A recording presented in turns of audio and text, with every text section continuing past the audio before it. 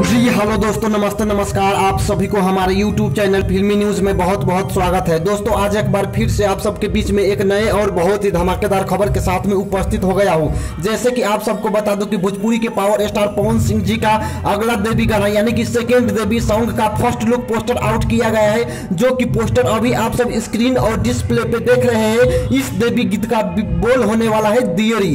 जी हाँ दोस्तों, यह गाना कल सुबह यानी कि 9 अगस्त को सुबह 6 बजे world wide records official YouTube channel पे रिलीज किया जाएगा और इसमें पवन सिंह जी और प्रियंका सिंह जी ने आवाज दिया है, जबकि इस गाने में गीत दिया है यानी कि लिरिक्स दिया है प्रिंस प्रियदर्शी और मृत्युंजय मधुकर जी ने। वही गाने की म्यूजिक दिया है प्रियांशु सिंह जी ने, जबकि इस गाने के निर्माता है रत्नाकर कुमार जी। और सबसे बड़ी बात, आप सबको इसमें पवन सिंह जी और नीलम गिरी जी की जोड़ी देखने को मिलने वाली है। तो दोस्तों यही था आज का अपडेट। अगर आप सबको वीडियो पसंद आए तो वीडियो को लाइक करके हमारे चैनल को सब्सक्राइब जरूर करें। धन्यवाद।